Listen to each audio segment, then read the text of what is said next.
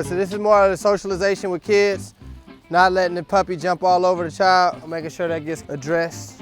So we're just out here working with my young friend Jeremiah here.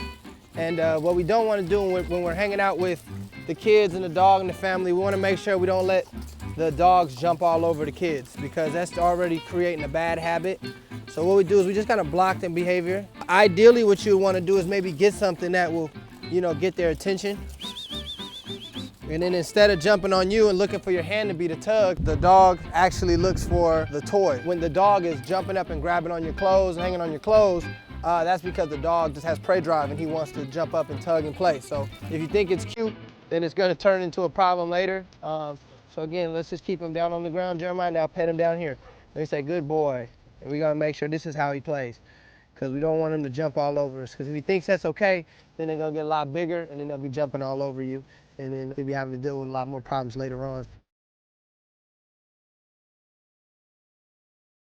A lot of people forget that a huge part of socialization is the dog's ability to be groomed at the groomer. So what we like to do is make sure that the dog gets desensitized to it here at home or where the dog is comfortable. So for instance, I'll have the dog go ahead and climb up on this box here. Good, and we just lift him up there for now. Eventually we'll lure him up there. Good. I like to get him used to just getting groomed now, so basically, he's used to it later on, so it's not a big deal. And this is a part of the bonding process as well, and just getting your dog used to you being all over him, touching his feet, brushing his feet. These are all very important things to establish before he gets too old and gets paranoid of the groomer or the veterinarian. You have to desensitize the dog, otherwise it kind of puts them in an awkward position. A lot of people bring me training often tell me that the dog got aggressive with the vet, and that's because of early stages like this, you really want to get the dog used to being brushed and handled. And the point of the grooming is just to keep a healthy coat, give the dog plenty of affection, keep the dog nice and sanitary.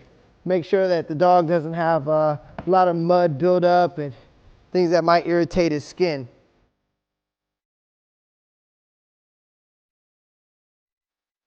A large portion of socialization is desensitizing the dog to pretty much everything. So this is just an example of some things that I'll go through with my young dog and my puppy to make sure that they're used to pretty much anything they'll run into in the environment. So even if a dog seems slightly stressed, that's okay, because we want to teach them early that these things are not such a big deal. So as long as a pack leader's there to guide them and help them through it, they'll be just fine. Good boy! He went a little fast, and then I'll take him by over it again.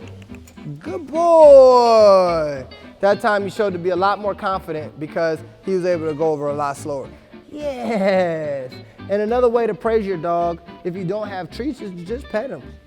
And that's a huge motivator. So we never want to forget that the affection that we give our dogs is motivation. Yeah, now he stands up on it, no problem. And I'll get him used to things making noise. Good boy, loud cones. And just get him used to the world. So this is a huge part of socialization because there's a lot of unexpected things in the world, and a dog can be trained and know how to sit down and come, but if he's not used to all the different environmental stressors, then he might not be so able to adapt to new environments. Establishing trust with the owner is very important, so the dog needs to know that even though I'm making noise, it's not there to hurt him and that he can deal with it. We don't want our dogs running away from everything they fear their whole life. So it's very important to start them early because when they're young, they're able to adapt a lot faster. So when we introduce our young dogs to new dogs, we want to make sure we have a dog that's safe. So if you have a dog that's showing teeth and he doesn't like young dogs, that's not going to be okay because you don't want them to snap at the dog and give the dog a bad experience. So what we like to do is make sure that when we introduce our dogs to young dogs, we put them out there with very social dogs who are going to be accepting. If your dog seems like he's comfortable with new dogs that he meets, then you can go ahead and let him play. Okay, honey, break. Good. And this is a very controlled environment, so a lot of people like to go to dog parks and they like to want to socialize their dogs. Well, you have to make sure that the dog that you're socializing with is going to be the appropriate dog to give your dog the right experience, because they can learn a lot and they can have a bad experience, and now they'll be a lot less trustworthy of dogs. And it's always good to train a young dog with a well-mannered dog, because they can kind of show them how to be a big dog. When you have two wild dogs, they're just going to learn how to be wild. But if you have a well-mannered older adult dog, then a lot of times they can set the tone and give them a little bit of training without us having to do all the work.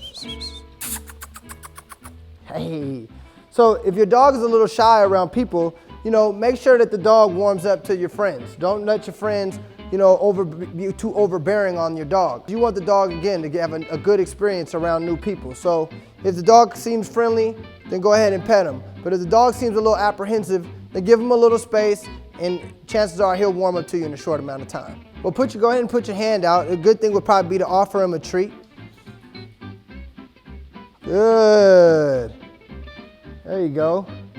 And a lot of times he'll be a lot more accepting. Perfect. And when he opens his mouth like that, he also shows that he's a lot more comfortable. What you want to watch for is the dog's body language. You want to watch for the hackles, you want to watch for the tail, you want to watch for the ears pinning back really tight, and you want to watch out for the dog showing teeth. Because that shows the dog's uncomfortable, and if they're in a tight squeeze, sometimes they might react. So always just be cautious and make sure that the dog seems like they're willing to come to you. Never force a young dog, because a lot of times they're just being fearful.